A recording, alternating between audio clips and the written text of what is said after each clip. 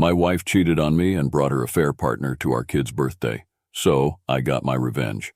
My wife, Debbie, cheated on me and had the audacity to invite her slimy lover Bill to our kid's birthday party. I made sure they both regretted it. Howdy. I've been lurking around here for a while trying to wrap my head around this mess in my life. Long story short, Debbie and I have been hitched for 8 years, together for a few more before that. And we've got 2 small kids. This year has been hell. We've had our arguments, sure, but nothing that I thought would ever push Debbie to cheat. Anyway, I noticed lately she's been acting distant and wouldn't communicate, so one evening I decided to confront her. She snapped at me, saying she was unhappy and couldn't feel a spark anymore. At first I freaked out on myself, thinking I was being a lousy husband. Truthfully, I could have been better. But the next day I caught a very strange message on her phone that was all lovey-dovey. I took a look and found Debbie had been messaging Bill for a long time with lots of "I love you" and plans for a future together.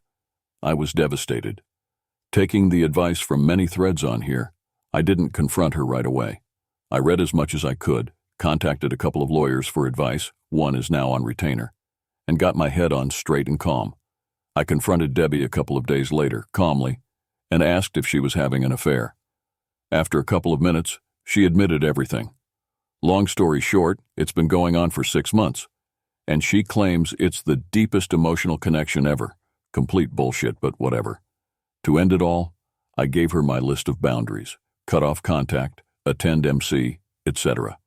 The thing that I think is the final nail in an honest attempt to reconcile is she got extremely aggravated with cutting off contact, especially when I told her to do it in front of me, and even insisted on seeing him one last time for closure.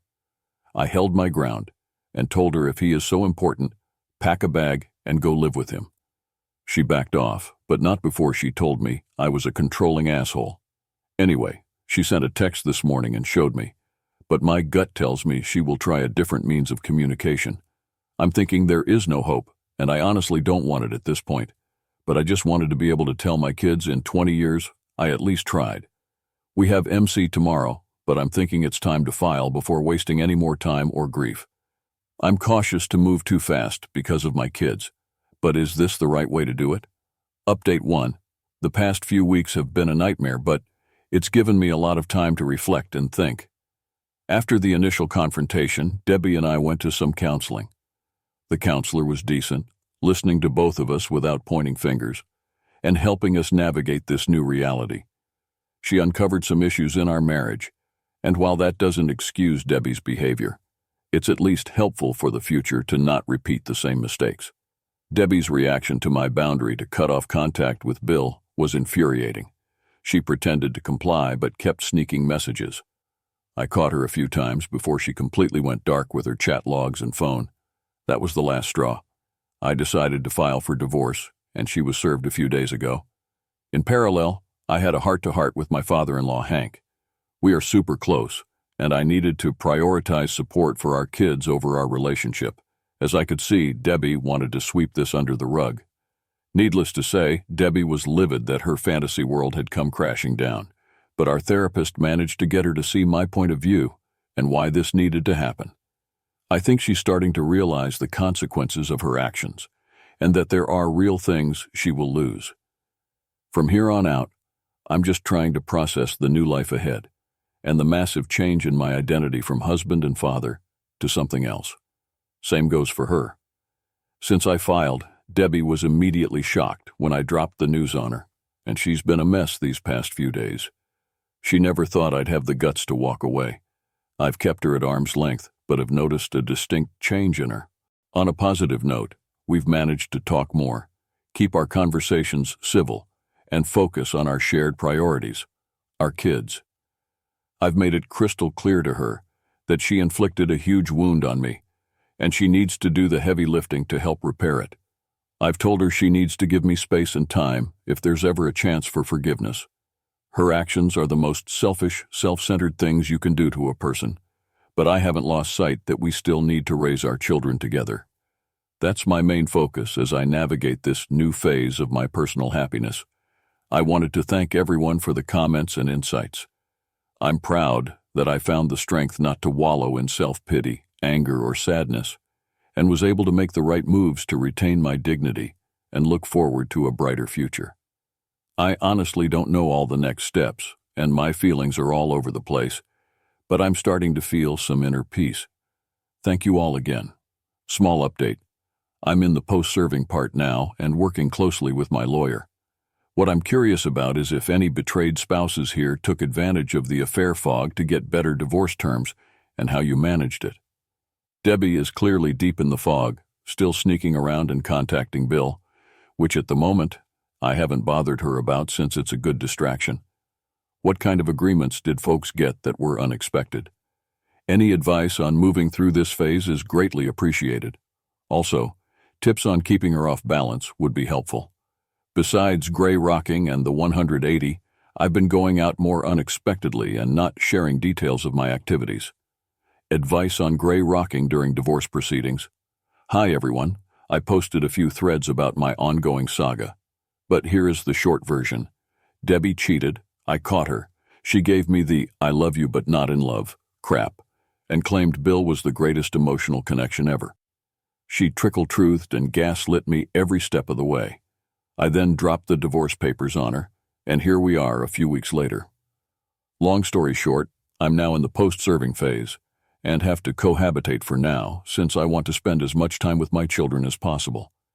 I moved into a separate room, which has helped me get some distance. I've implemented the gray rock method with Debbie, generally trying not to show any interest in our discussions, but I have to fake it a bit, especially with the kids around. They are still small, but can sense a lot, so I try to stay upbeat. I'm also not making myself available in the evenings, going out with friends, working out, whatever. Any other advice on handling this situation? It's a delicate balance. I want as much bonding time with my kids as possible and have sucked it up for family dinners and such. Any other do's and don'ts? I've made a few posts prior, and for those who don't know the story, it's simple. Debbie cheated, claimed it was the greatest emotional attachment ever, and said she loved me, but wasn't in love with me. I filed for divorce, and now I'm just over 1.5 months after D-Day, working like hell to move on. This post isn't really an update, just a request for advice. Anyone who has gone through this process, please share any good advice, lessons learned, things you would have done differently, or good things to know. The advice in previous posts has been super helpful, and those who reached out in other ways have been incredible. I'm just reaching out in case there is more that can help. She cheated, but I'm made to feel like the a-hole. Hey everyone, my story is in my post history, but long story short, Debbie cheated, found her greatest emotional turd ever. I filed for divorce, and now the train is rolling. Just wanted to get some stories on how folks dealt with in-laws, friends, etc., making you out to be the bad guy. I did get the jump on filing and told some of the in-laws, my family, and some friends, but I didn't broadcast too widely because I wanted to keep some things quiet. That being said, I know Debbie likely spread her side, and while I'm getting cold vibes from a lot of her family and some other folks, I know blood is thicker than water, but it sucks when your close family turns their back on you, despite you being a good dad and husband and Debbie being an immoral turd. Did people start to see the truth later on and change their opinions? Did you just stop caring and move on? Hi everyone. As of today, there is some closure coming my way in my saga that started over the summer. I've been posting and getting advice from everyone here. I just want to start off and thank this community for the incredible support and advice, especially to those folks who privately messaged and offered words of wisdom along the way. This is a crappy process to go through, especially when close family is far away.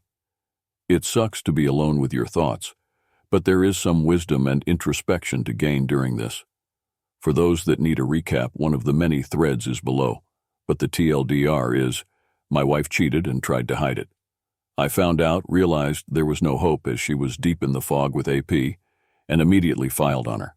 Anyway, the past few months have been frosty but relatively drama-free as the STBX and I separated our lives in the house, but still did things for our children. The discovery and mediation process proceeded pretty quickly. We agreed on 50-50 for our kids along with schedules and holidays. Since it's a no-fault state, Asset division was by the book with some give and take. I won't go into details too much at this time, maybe in another post in the future, but I will be finding a place soon for a fresh start. The final conclusion is on the horizon, but for the most part, the D is complete. As for my advice from this whole fiasco, I learned a bunch of things. 1. Don't bother with a pick-me dance. I tried for a week before wising up to her cheating. My STBX is still in the fog, but it's her decision. She needs to live with it. 2. Do lawyer up with an experienced family law attorney who is reasonable. I can't say enough about the person who took care of me. Understanding that this is what I want versus reality was important in converging to the end. I don't have any crazy, ridiculous fees, as I did a lot of the prep and avoided hours and hours of back and forth, so this was able to be settled rather quickly. 3. Do lean on friends and family for support as much as possible. 4. Working out, exercise is key to keeping your mental health. I hit the weights a month after D-Day, and I'm starting to reap the benefits, and that confidence has been helpful to get across the finish line. 5. Get into IC and talk with someone. This has helped me tremendously. 6. I realize this from all the posts I read, but the cheaters' decisions are all on them. I heard it all from my STBX. I was a roommate. I love you, not in love. Our marriage went so wrong. I worked too much, blah, blah. Truth be told, now that I know the timeline, our marriage went wrong after she invited someone into her life that was feeding her lines to stroke her ego and give her extra attention. She had to put up walls and make me the bad guy to justify this in her mind. Sure, she may have been stressed from kids, daily life, and a long-term marriage, but not communicating to her husband and confiding in a 2-time divorce cheater with no moral compass is all on her, and a recipe for disaster. The exciting final chapter of Captain Sackett Freeman, her 5-year plan, and the AP is yet to be written, but poor choices carry consequences. That is all I will say on the matter. Again, thank you to everyone. I still have a lot of work ahead, but also many adventures in this new chapter of my life. I hope I can return the favor to anyone who needs it. Please reach out if anyone needs a helping hand. I am here. Update 4. As of today, the official decree went out, and I am no longer married. I also picked up the keys to my new house and will start the process to move ASAP. I did choose to take a buyout, as I felt it was best to start fresh in a place of my own to make new memories. And I really got lucky. I found a nicely kept house barely a minute away from my current home, with a huge fenced-in backyard, a wood fire pit, a big garage, and a primo location. I also back up to a nature preserve, and as I'm an avid outdoorsman and hiker, I have a gateway to my own little paradise. Some will ask why so close. Well, I want to be near my kids because they need to know their dad is close by for when they need me. Thanks to the advice of this community, I kept my mind focused on what was important. I started a workout program and also dove headfirst into a new career opportunity that recently paid off in huge dividends. I have not bothered with old relationships or seeking out a new partner, and will likely enjoy the single life for a while. I have my 2 little kids to focus on, and I fully plan on dedicating myself to them and my personal growth for a while. As for Debbie and Bill, I honestly have started to let go of that disaster. Whatever happens will happen, and it's no longer my concern. As someone eloquently said before, when someone gets with somebody who cheated on their spouse, they are getting someone who cheated on their spouse. I did my best as a husband and father, and now it's time for someone else to appreciate that. Thank you all for the messages, advice, well wishes, and so on. My life has depended on this so much these past months when I didn't have very many close by to turn to. For those who are at the very beginning of this crap deal, please keep putting one foot in front of the other and surviving each day. I'm not an expert in life, but I'm also willing to lend an ear to those who need it. Good luck, y'all. I'll have a life update coming soon as I've had some pretty major things, mostly good, happening after my official divorce. That being said, in my new free time, I unfortunately have looked back and saw the life I had planned evaporate, and wondered how could this happen in such a short time. I'm sure everyone has had plenty of time to ponder the who, what, and why, but I look back, and my ex-wife and I had a great life ahead of us. Careers that were doing great after some initial major efforts to establish ourselves, a home, 2 beautiful children who are now out of diapers, college funds being funded, and a multitude of other things going for us. Thinking about this is my last hurdle to get over, but I really can't understand the mindset of someone who had so much going for her, but decided to nuke it all and is going all in on an unreliable serial cheating turd. Need I mention Bill one more time to this group? I know I'm going to struggle for a while to heal from all this, but I just look at our history and lives together and think, how can a person be so selfish and stupid? I get that desire can't be negotiated and all that jazz, but damn, the whole point of being married is to work together through things as a team and to continuously fall back in love with one another. Thanks again to this great group for all the insights. I know I likely sound like a broken record, but these forums have been great to vent this stuff. Hello all. Wanted to give a quick update, especially to those folks who just went through their D-Day and are worried about what life may be like. I'm 6 weeks post-decree and I moved into my new place a month ago, working like a madman to get it set up into my sanctuary. I finally have it well furnished, and it feels like home. My home. My kids have now been over many times, and the rotation is working well. I've read many times here that kids are resilient, but until you see it firsthand, it is worrisome. I'm happy to report they are handling things pretty well, and we have our own fun at Dad's house. They have told me many times they love being over. As for me, it's initially been weird having some newfound freedom, but I found making to-do lists and daily, weekly, and long-term goals is helping a lot. I was initially sad, but keeping busy keeps that away. I'm focused only on self-improvement at the moment. I have thought about putting myself back on the scene, but truthfully have no interest, so I'm keeping focused on home improvement, fitness, and my kids. Someone commented on one of my posts that getting out of the house was like being underwater and coming up for air, and they were right. As for the cheating ex, I keep it cordial, but that's it. No sign of the greatest emotional connection, Bill, yet, but who cares? Last night I sat outside, had a few beers and a cigar, and enjoyed the peace and tranquility of my property, and thought getting away from the situation Debbie put me in was the right thing.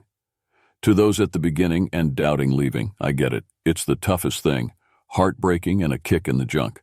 But making the decision to eject a cheater was the only right move. And I only feel with time it will get better. Cheers, everyone. Hi all, another update from me. Once again, thank you to all you wonderful people for the comments and support. It's now month 2 of being on my own. My house is coming together nicely, my kids have been doing very well and making memories, and I have some fun trips planned in the near future. As per the usual advice, I have kicked my weight training into the next gear and furnished my home gym with some better equipment. I have also been hitting the heavy bag very regularly.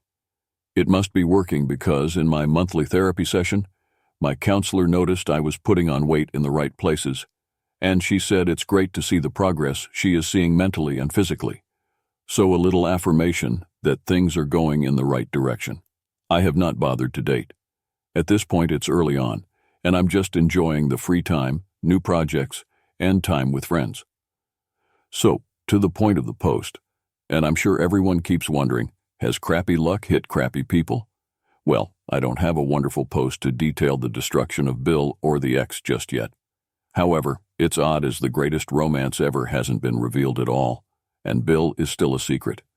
I wanted to ask, why could this be? Is my ex-wife just playing image management and waiting to reveal all at a time that looks better? But isn't the thrill of the affair dead now that they can't sneak around? I'm no longer around, so I just find it odd. I have a feeling they are still communicating. She makes it obvious she is by hiding her phone still if I'm around during kids' activities. But why? It's like you wanted this. You snuck around and claimed this was the most amazing thing ever. Why not blast it out now that the horrible ex-husband is gone? Has this happened to anyone else with their ex and AP? Hi all, I'm almost to the 6-month mark past divorce, and nearly to the year past D-Day. It's been cathartic to post, but I know a lot of folks have followed my journey, commented, messaged, given hope, etc. And like many others, posted along the journey to give the unfortunate new folks here some ray of light that despite the darkness you have stepped into, there is another side. I hope I can continue to help in whatever small way I can to anyone in need. I greatly appreciated the support I got and in kind would always love to return the favor. On that note, 6 months past D-Day, and there's a lot of positive news. My house is furnished and feels like a home. My kids are comfortable in the routine and love coming over, and they have made some neighborhood friends. I am beyond thankful that the little ones managed this process so well, and they just understand there is dad time and mom time, and no complaints or tears outside of them being here. I've immersed myself into a ton of home improvements. The house I moved into was occupied by an older divorced gentleman, and some stuff got left by the wayside. But I look at it as an opportunity to make it my own. Along with that, I furnished a home gym in my house with everything I need, and can say I'm getting my workouts and boxing in 4 times a week, and getting my body back to where it needed to be. Through this whole ordeal, I also went through a major career change internally to where I work, and somehow managed to not mess anything up. But instead, I got kudos.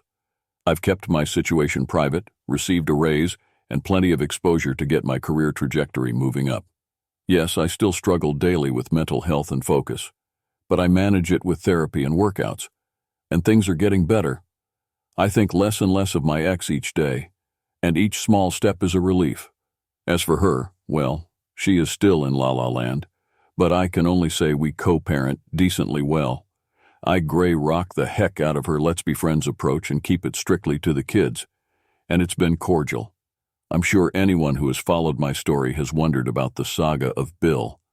All I can say is the world's greatest love story hasn't gone live, but my kids made me aware recently that he has been around in a small capacity.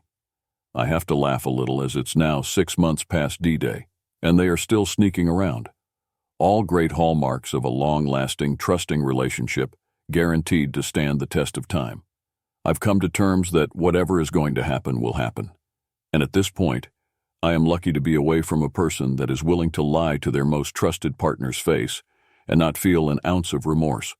And I have a solid chance at building an even better life than before. Good riddance and good luck. Anyway, that is all, and yet another big thanks to all those who follow and comment send rays of hope. I will keep updating and supporting as always. The destruction of Bill or the ex just yet. However, it's odd as the greatest romance ever hasn't been revealed at all, and Bill is still a secret. I wanted to ask, why could this be? Is my ex-wife just playing image management and waiting to reveal all at a time that looks better? But isn't the thrill of the affair dead now that they can't sneak around? I'm no longer around, so I just find it odd. I have a feeling they are still communicating. She makes it obvious she is by hiding her phone still if I'm around during kids' activities. But why? It's like you wanted this. You snuck around and claimed this was the most amazing thing ever.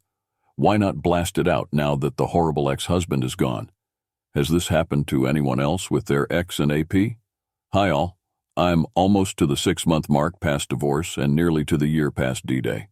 It's been cathartic to post, but I know a lot of folks have followed my journey, commented, messaged, given hope, etc. And like many others, posted along the journey to give the unfortunate new folks here some ray of light, that despite the darkness you have stepped into, there is another side. I hope I can continue to help in whatever small way I can to anyone in need. I greatly appreciated the support I got and in kind would always love to return the favor. On that note, 6 months past D-Day, and there is a lot of positive news. My house is furnished and feels like a home. My kids are comfortable in the routine and love coming over, and they have made some neighborhood friends. I am beyond thankful that the little ones managed this process so well, and they just understand there is dad time and mom time and no complaints or tears outside of them being here. I've immersed myself into a ton of home improvements. The house I moved into was occupied by an older divorced gentleman, and some stuff got left by the wayside. But I look at it as an opportunity to make it my own. Along with that, I furnished a home gym in my house with everything I need, and can say I'm getting my workouts and boxing in 4 times a week, and getting my body back to where it needed to be. Through this whole ordeal, I also went through a major career change internally to where I work, and somehow managed to not mess anything up, but instead, I got kudos. I've kept my situation private, received a raise, and plenty of exposure to get my career trajectory moving up. Yes, I still struggle daily with mental health and focus, but I manage it with therapy and workouts, and things are getting better. I think less and less of my ex each day, and each small step is a relief. As for her, well, she is still in la-la land, but I can only say we co-parent decently well. I gray rock the heck out of her let's be friends approach and keep it strictly to the kids, and it's been cordial. I'm sure anyone who has followed my story has wondered about the saga of Bill.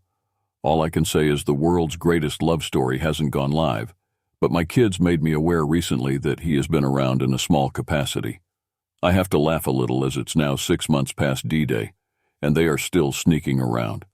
All great hallmarks of a long-lasting, trusting relationship guaranteed to stand the test of time.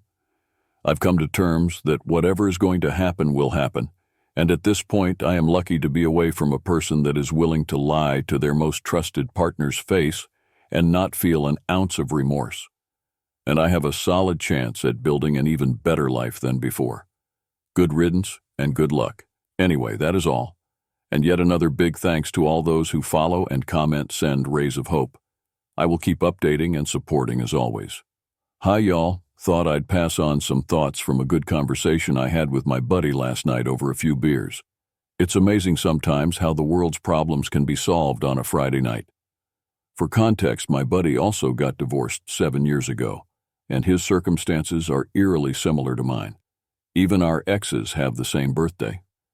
I have mentioned in previous posts recently, but the grand reveal of Bill and Debbie is slowly taking shape. I am low contact with Debbie, but my kids make comments, and it's hard not to get irked. Whatever. Anyway, my buddy noticed I was a bit frustrated and said this, and it helped me a lot. Dude, think about their lives, 2 cheaters getting together, and think about how low value he is for manipulating a married woman with kids. Now, look at it this way. They have to make it work no matter how bad it gets. You or I can meet women, and if it's not good, we move on. No problem, no worry. They are stuck. He has to be in your old house, knowing you built that, deal with your kids, and inherit your selfish ex and in-laws. But they are stuck, or else they look stupid. Can you imagine that kind of hell? But you are free. I stewed on that, and this morning it really helped to realize that. What a horrid future to look forward to. Anyway, I wanted to pass this thought and also ask if others came to this conclusion or saw it in action. Thank you to you awesome people as always. AP is invited to my kid's birthday. Hi all, it's me again. A big thanks to this lovely group as always. I have something to get off my chest. For those that remember my saga, I've been progressing well, and I have some big updates coming soon as I like to post positive things in my journey to help those in their journey. But for now, I'm in need of advice. Background. My daughter's birthday is coming up this weekend. I already celebrated last weekend with my family and had a small thing, nothing crazy. And my daughter loved her presents and cake.